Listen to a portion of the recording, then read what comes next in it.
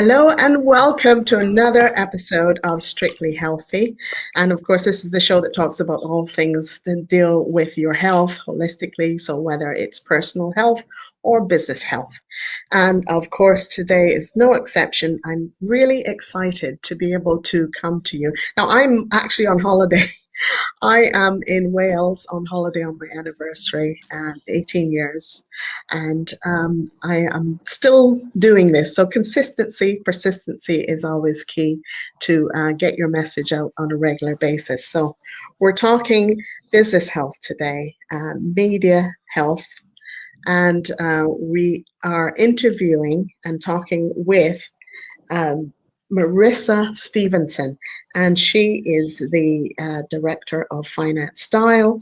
She is also the strategist and wealth coach. She's a TEDx speaker. She's a presenter, a BBC journalist, and what else? I welcome you to my studio. Thank you very much for joining me today, Merisha. I know you're struggling. You're struggling a little bit, aren't you? Because you're not feeling so well. With toothache. You got a bit of toothache. But we're powering through. We're soldiering on. We're powering through. For having me, Linda. And congratulations and happy anniversary. Oh, thank you. Thank you. Cheers. I appreciate that. Right. So, so just give us a little idea of your background, because you've been a journalist for some time and you're also an entrepreneur, obviously. Can you give some idea of your background, please? Yeah, so I would say the entrepreneurialism bit came first. So I'm in business now for about 20 years. 20 years. Oh, well done. Yeah, that's great. So I started fairly early in the business world, and probably you were a baby, weren't you? Well, almost. I'm joking. A grown one. But started fairly early. Always had an interest in business. Always loved business. Always understood business. I grew up in a family business, so I think the platform probably was there for me to step into the world of business. Yeah, you had the role models, obviously. Absolutely. And then about 15 years ago, fell into journalism quite accidentally. It was part of my endeavours in stepping into my very first business. Well, no, actually, it was my second business, but my first consultancy business. And I approached an organisation based in Birmingham in the West Midlands and sort of said, this is an organisation for the African Caribbean community. I don't understand why we don't know more about you. And one of the things that I used to do a lot of was helping organisations brand and market themselves. And so I feel like you need some help because, I don't know you exist and people need to know you're here. And what I didn't know about the organisation is they housed a radio station. At the time the question was asked, have I ever thought about radio? My answer was, no, I'm not a DJ. That's not what I do. And then it was presented to me to say, well, if you did do radio, what would you do? At the time, I was quite an avid Radio 4 listener, even though I was quite young. I felt that it was something that was of interest to me. But I didn't feel that there was much business information that was coming to me that was not suitable exactly, but that was easy for a young entrepreneur to listen to. So someone at the time who was kind of in my early 20s, I wanted something that felt relatable to me. So I jokingly said, well, why not, create Radio 4 on a hip hop beat? I wasn't really taken very seriously at the time, but here we are 15 years later with the Financial Style, and it's been going for that long.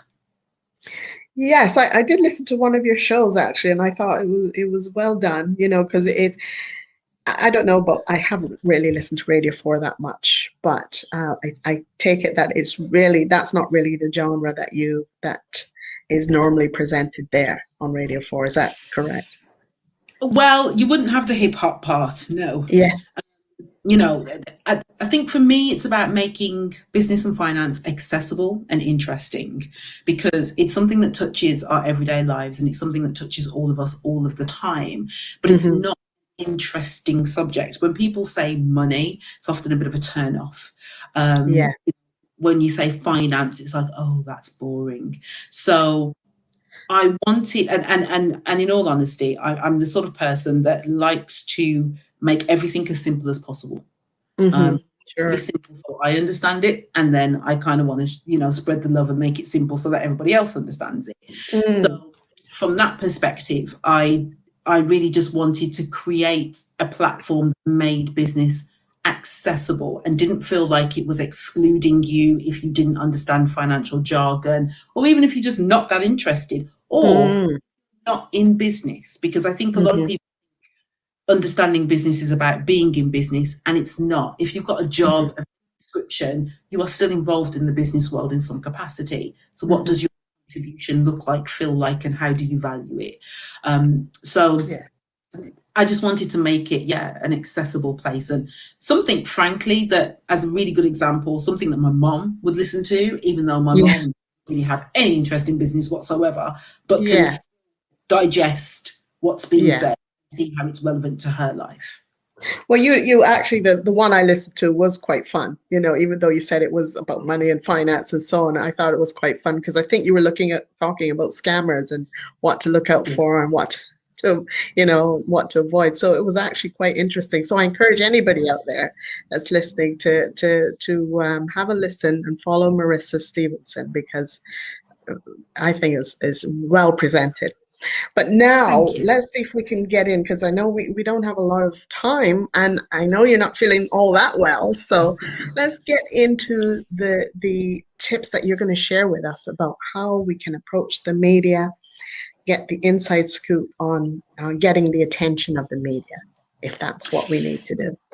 Yeah, so I think where this came from for me is I was asked to do a TEDx talk a couple of years ago now, maybe, just about 2 years ago. Mm-hmm. And I decided to call it How to Make Your Story Pay. And the reason is because one of the things I've realized as a journalist over the years is that most people don't really understand, A, that they have a story, or B, how to tell it. So what will happen is you'll get media outlets come to you and offer you adverts and various other ways for you to pay to gain attention. And, sometimes that can work great for your business, but actually people like me, as in broadcast journalists, are always looking for stories and always looking Sure. for points of interest. And so Mm-hmm. I wanted businesses in particular to understand how to communicate that, because over the years I listened to people, for example, do pitches. Often in networking events, you'll do your 60-second pitch. And Yes. very often what I hear in the 60-second pitch is where the story is, but that's Mm-hmm. not very often what people tell you. Mm. I wanted to make it a little bit clearer for people to understand how the media world works a little bit, and also, therefore, how you can actually get free publicity. And I think there's a number of ways that you can achieve that. So first, if I give you just a little bit of background. Sure. I work in radio as the specific form of media. So there are going to be nuances and very slight differences across the different genres, and that's going to include print media and TV media. But in essence, we're all looking for pretty much the same thing as journalists. And with journalism, we're looking for stories. And stories are things that impact either your emotion and heart, so something that Mm-hmm. pulls heartstrings, something that's health related, or something that's wealth related. Those are the Right. three areas that people tend to be interested in. So the question is, within your story, where do those three things exist? And a lot of time when people approach PR, and I mean, I get press releases all the time, and I'll be honest with you, most of them are written really badly. And the reason is because they give me very factual information, but I will say Mm-hmm. the one sentence in the middle of it all where you go, okay, there's the story. And what I want entrepreneurs, business owners, anybody who's interested in getting media coverage to understand is where your story is. So we're talking about Mm. heart, health, or wealth. No. Okay. Let's Yeah. start with you, Linda. Quick question to you. You have, Oh I love, no. oh yeah, turn it around, honey. I'm a journalist. So you have a great platform here. Tell Yeah. me in one sentence, if you can, maybe two, what motivated you to start this, let's call it podcast, this show? Oh, What motivated you to well, start it? I'm glad you asked because this is simple for me. I was really having problems with my health as well, for the last 5 years or whatever. And I found a really good company and product that was really helpful to me in helping me get better. So now I thought, well, do this platform, share it with everybody, help everybody get and various tips. Like it's not just about that company and that that product that I've been using, but it's about helping people generally and holistically to do better. Because I feel if you personally are not feeling good yourself, you can't work, you can't manage, you can't cope. So I talk about sleeping. Sleeping is also important, and just general well-being so that you can keep going and keep working, etc. So that's my little bit. Why I'm doing it is to help others because I've been helped. Okay. So So what you have there is health. So you hit definitely one of the three, health. okay. And you also have made, or you're saying that through your show, you can make reflections on how that impacts your wealth. And also Yes. within there, somewhere, there is a very personal journey, which is the heart. Yes. As a business person, I might be interested in understanding how your platform impacts wealth and might be more concerned with things like, well, how many numbers do you get? Who listens to you? Who's your marketplace, your listenership, etc. As a Right. I'm interested in you. I'm interested in the heart. Mm-hmm. Mm-hmm. And from a corporate standpoint, the thing that's going to get you the numbers, the audience, the interest is the heart. Mm-hmm. So I think I asked you this question when we initially met. How often do you tell your story? Well, that's a good point. That's something that I need to do more often, that I am working on doing, actually. I've got a little bit of a plan to get that out there more often, but I take your Good. point about that. And Yes. why that's important is because, for example, when we think about listening to the show, if somebody feels that they're actually in quite good health or quite good wealth, then Mm. their interest is going to be the heart. It's going to be the personal hook. Mm-hmm. Now, forgive me, but I use you as an example to illustrate to the listeners listening that I asked you what your motivation was, and you gave me a snippet. But do you realize that in the snippet that you gave me, whilst you told me why you were motivated to do it, which was the core of my question, you missed the Mm-hmm. opportunity to tell me what your story was? Yes, I know. Well, I didn't want to take up the time, you see. Another No, well, time I that's will. okay. But the Maybe when I important come thing is on that your you show. recognize it. Well, indeed. And maybe that's the thing to recognize, because that's the thing about journalism is that when you deal with bigger platforms like the BBC, for example. So on my show, I have a level of flexibility. I have 2 hours to work with. And generally speaking, I can make a decision and own that decision as both the producer and presenter of that program as to how Sure. much time you're going to get, frankly. Yeah. Yeah. You're on a platform like the BBC, depending on whether it's national or local, you could get anything between 3 minutes and maybe 7 at a very generous push to Yeah. tell your Sure. story. And what a lot Mm. of people do is they miss that opportunity. So the very Mm-hmm. first thing I would be saying to you is get to understand what your story is. That's Mm-hmm. and understand how to be concise in telling that story within a minute or two. Not even That's right.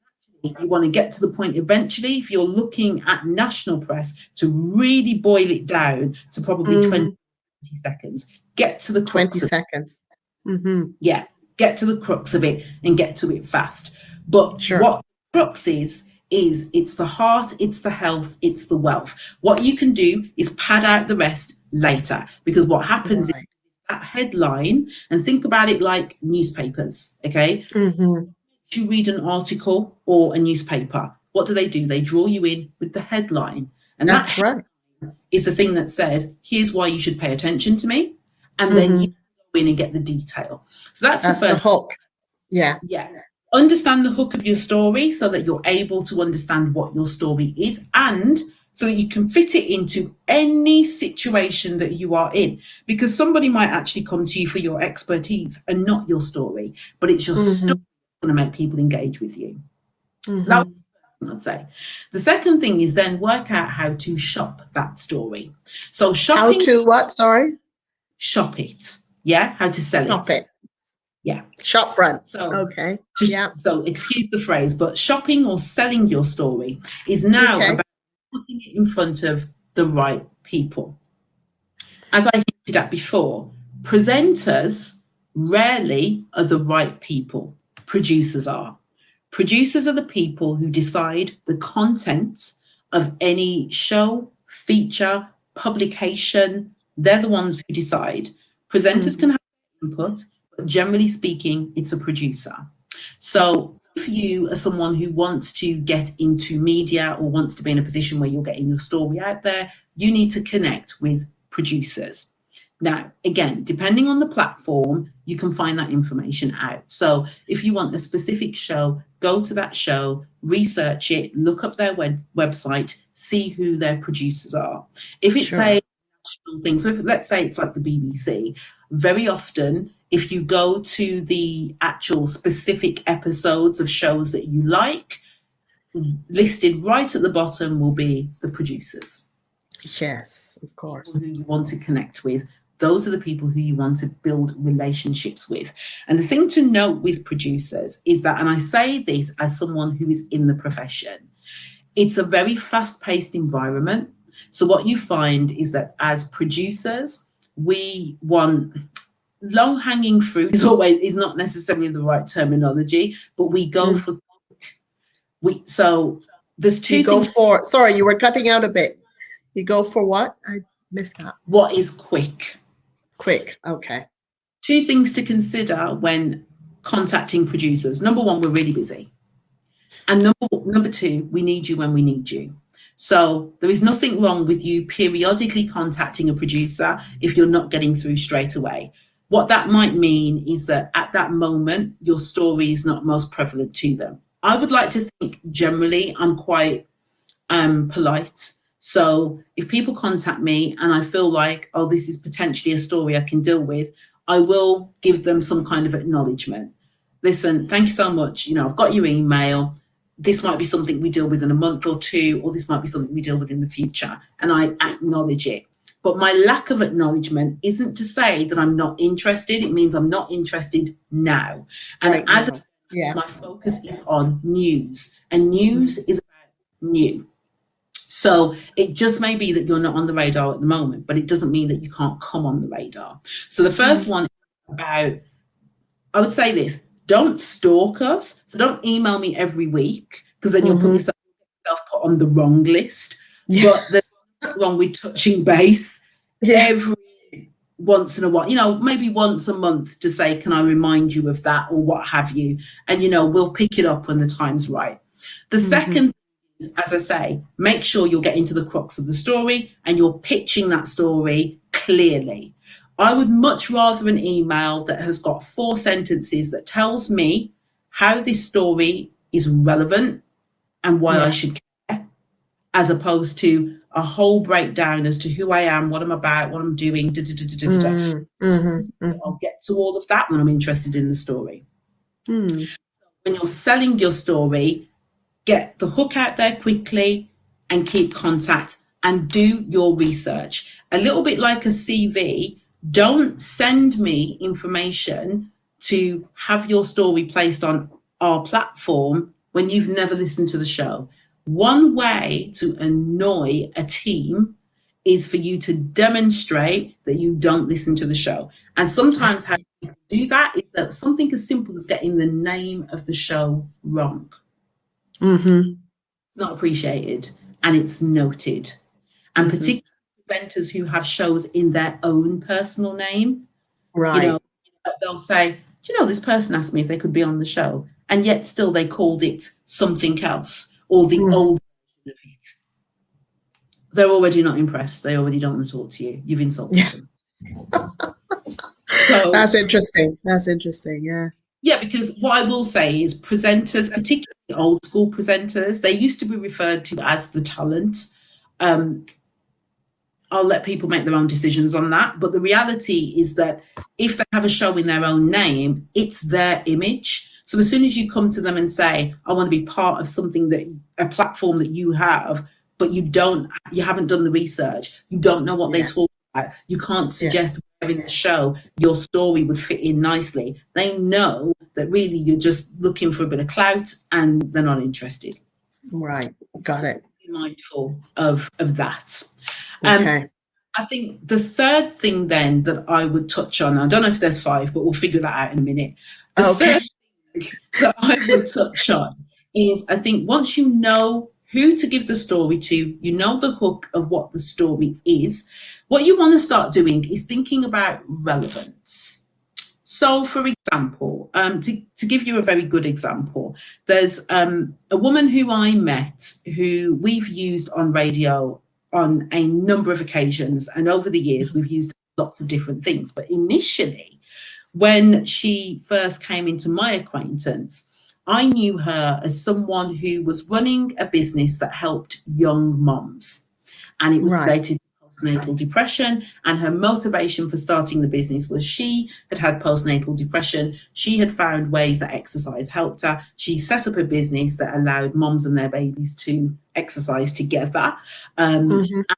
She had a social element to that business where any moms that had been diagnosed with postnatal depression were able to attend her classes free. And then other moms in the community could come along, and pay a few pounds and do the class, and it was fine.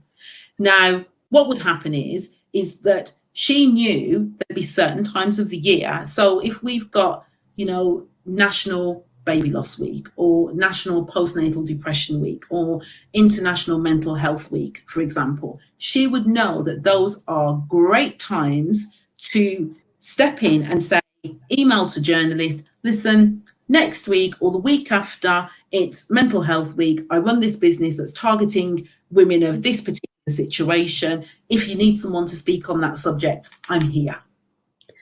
That sounds brilliant. That sounds like Yeah. ideal. Well, that's how you then put yourself in front of the right person and the right show in a timely fashion. At the So, right time. exactly, because Yeah. you could be pitching a great story at the wrong time when nobody, for lack of better wording, I say nobody cares. I don't mean it quite that callously, but I know it's what not you mean. the agenda. It's got to be current. Yes, where, as I say, as a rule with journalists, we're looking for something that is new, as in news. So you want to be newsworthy. You want to put Sure. yourself in a position where you are demonstrating that you can offer value at a point where it has value. Sure. And so thinking ahead, looking up things like, National so and so day, National so and so month, International so and so week, whatever, that's relevant to your industry or your story, Mm, then offers relevance. that makes a whole lot of sense. Yeah. Yeah. Then what I will say is, so recognize that, as I say, the world of journalism, so if this is the fourth point, recognize that the world of journalism moves very quickly. We can literally be very last minute. I could call you this morning and ask you to do an interview with me this afternoon. Now, here's the thing. We recognise that people can't always do what we're asking them to do, particularly if it's at short notice. Yes, And if because people are busy, etc. I'll just get this yeah, mic closer. there you go. And if that's the case, it's all right. If that's the case, then that's okay. It happens. However, do not let a producer down, particularly when they're in a live setting, because that is the quickest way to get yourself put on a producer's blacklist, is if you say Mm-hmm. you do something and you are not where you are supposed to be when you're supposed to be there. So whether that is you turning up to do the interview, whether that is you being available by the phone, whatever the case may be, that is the easiest way to annoy someone. And like I say, you will put yourself on their blacklist. And they do exist. For people who Sure. think they don't, I'm going to tell you, as a journalist, to an extent, they do. Now, don't get me wrong, that is not a smear campaign. So that's not me going, oh, do you know, Jenny Jones over there let me down, and for that reason now I'm going to walk around and tell every single journalist, do not deal with Jenny Jones. It's Right. not.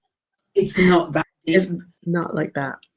No, but what it can mean is that if you don't respect, I would say, the time of that person, they won't give you an opportunity to put them in that situation again.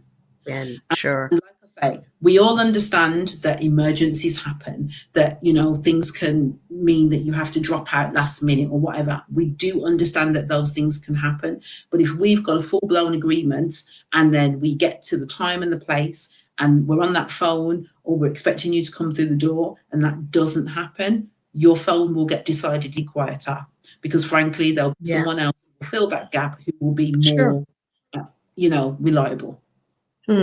Makes sense. Don't mess people about. That absolutely makes sense. Yes. Yeah. And yeah, I mean, I don't know if I have a fifth, but what I will say is that in any situation, it is about building relationships with people, and that's Hmm. literally it's about building relationships. So And being reliable.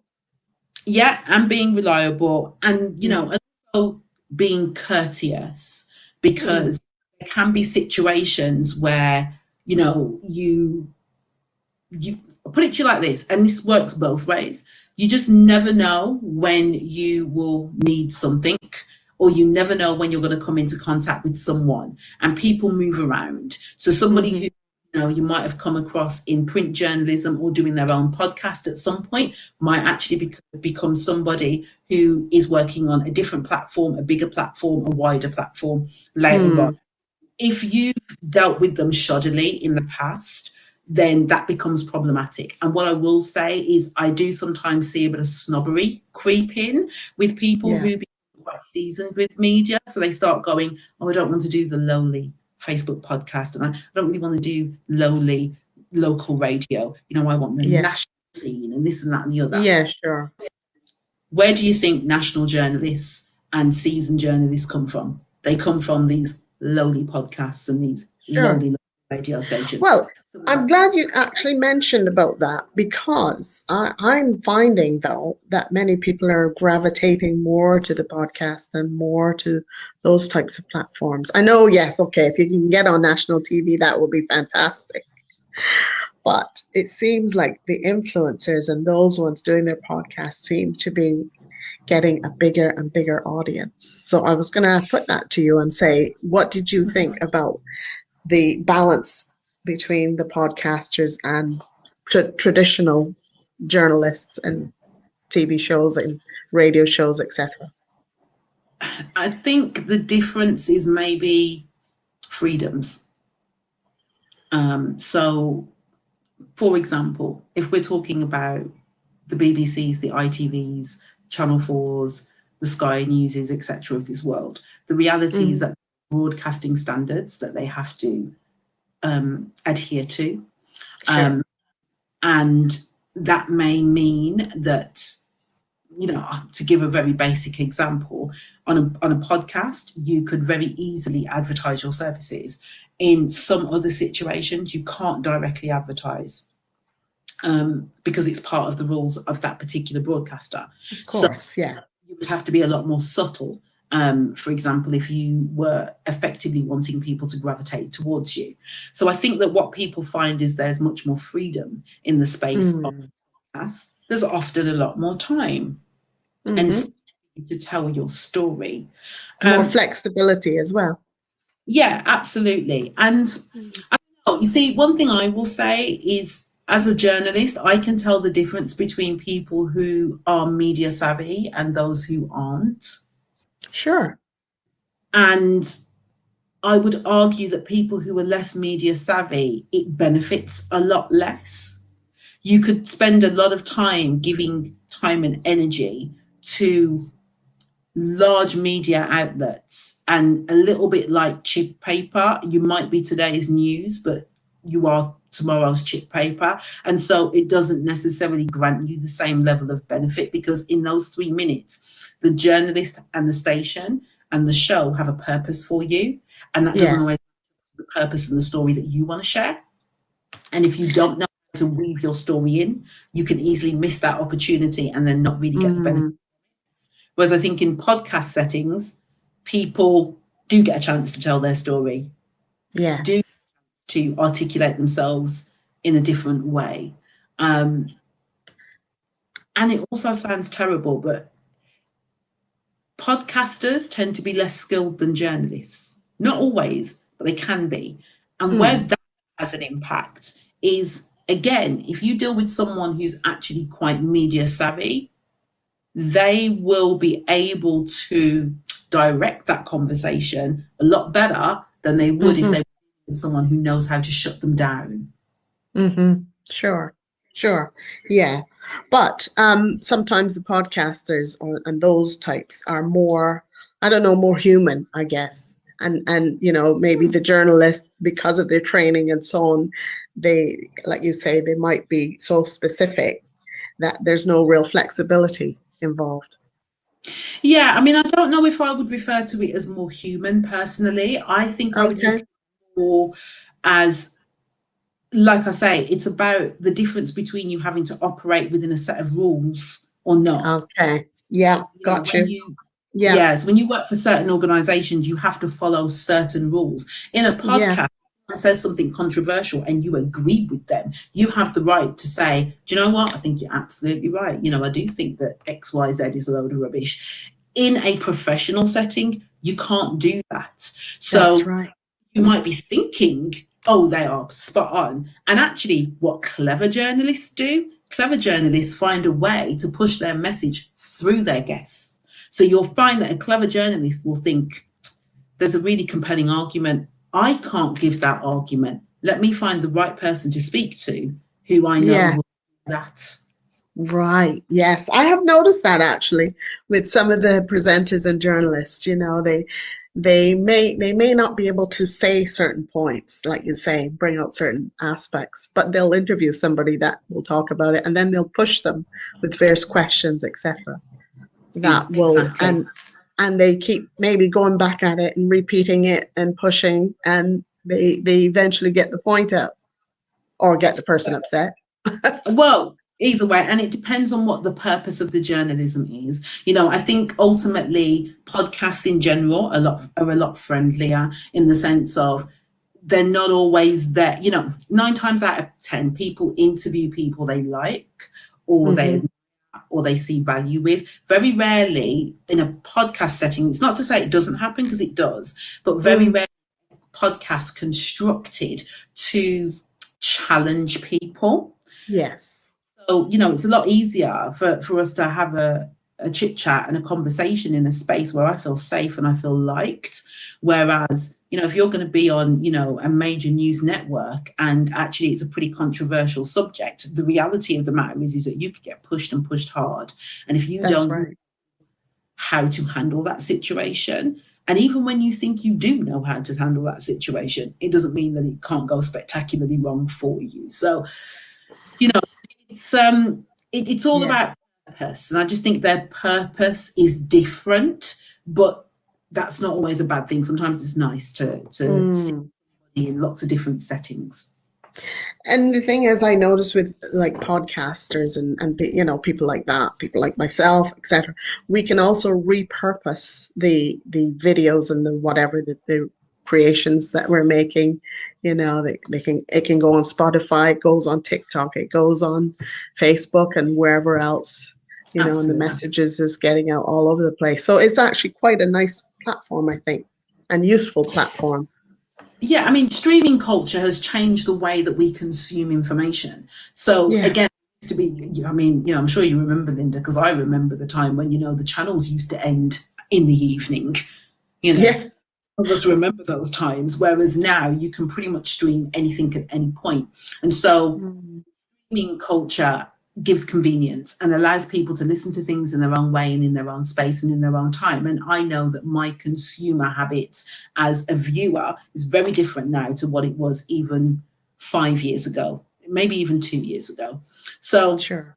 absolutely offers greater flexibility, but I think that's what makes the skill of being able to attract appropriate interest more important, because there is a lot more noise out there now, and it's Exactly.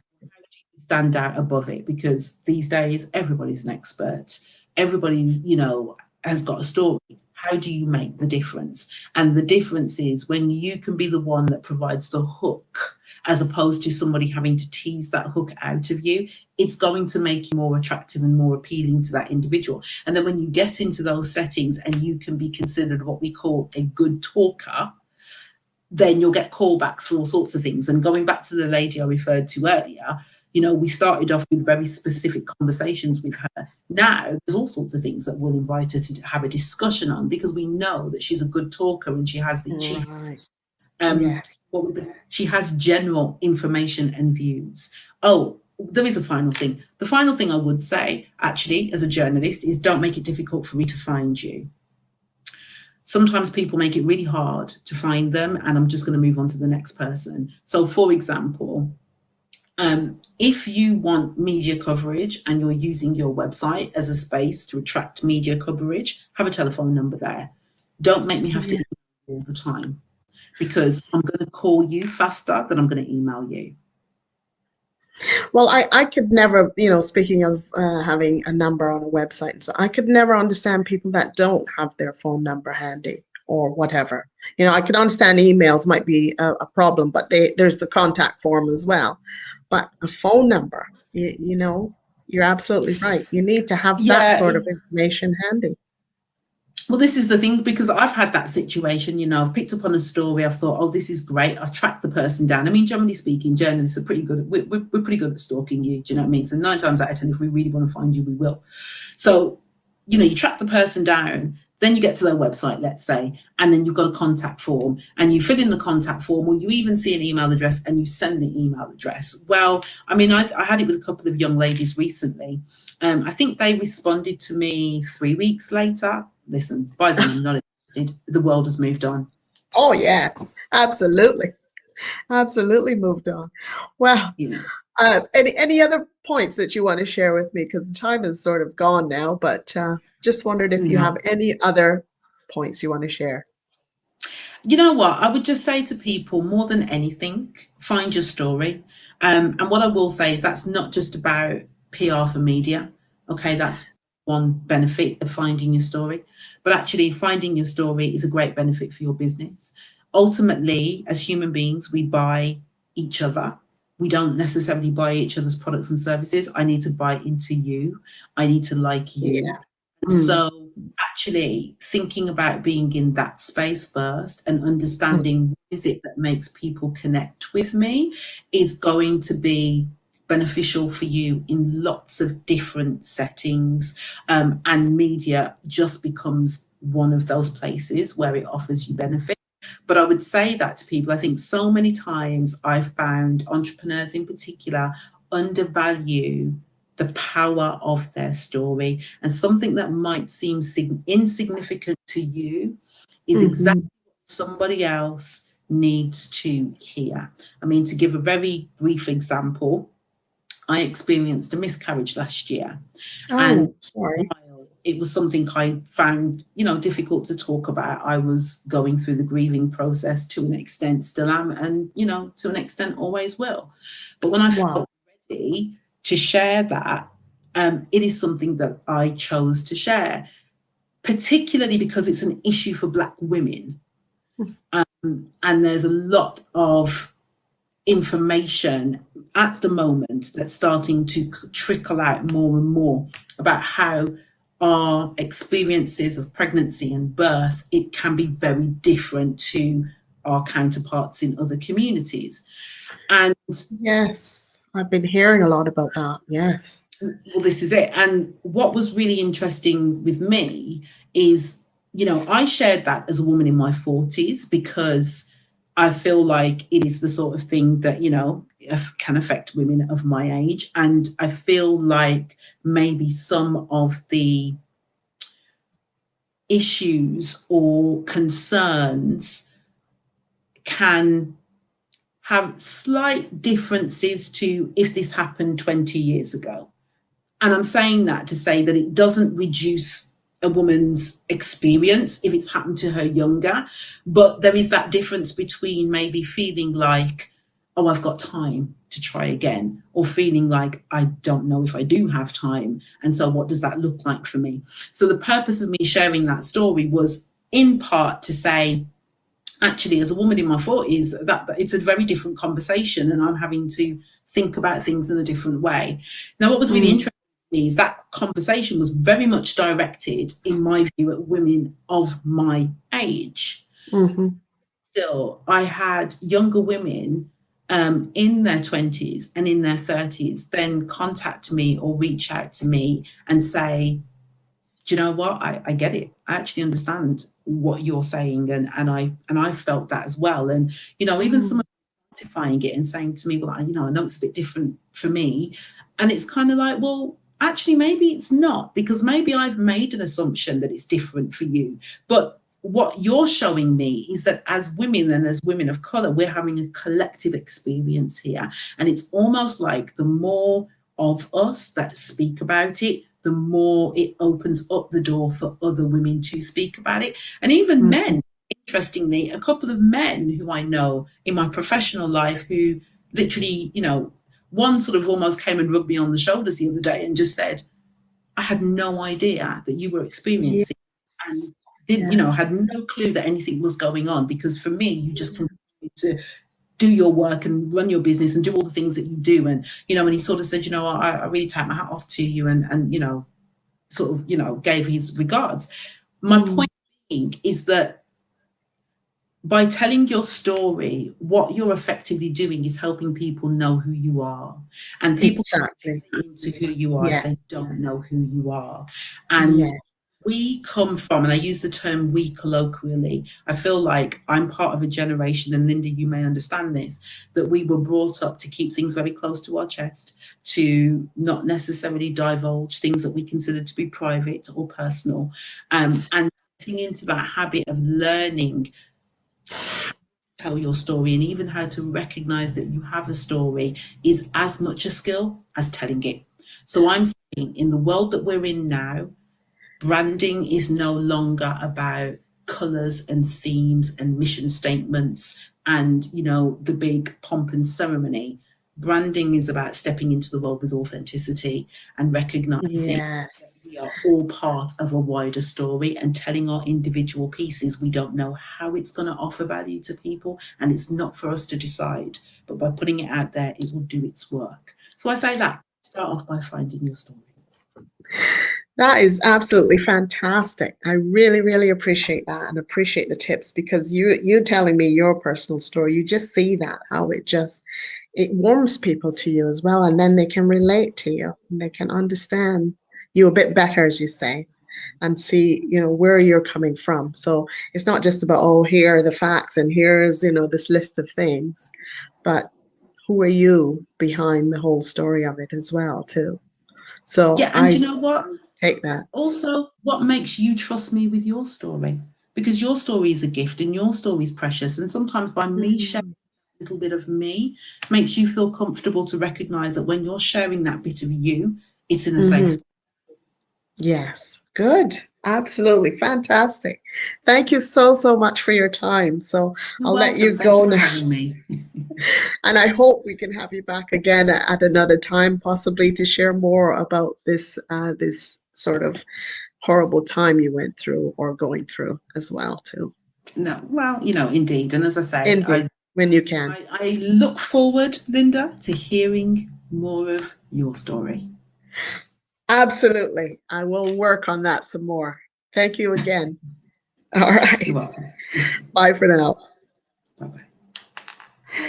So that was Merisha Stevenson, and she is a journalist and has really shared some really amazing tips with us today. I think I noted about 6 or so of them. So I think that is fantastic. I will be going over and pouring over this again and again to find out a little bit more. So please join us next time, same space, where we will be sharing some more information with you to help you with your personal life as well as your business life. Thanks again. Bye for now.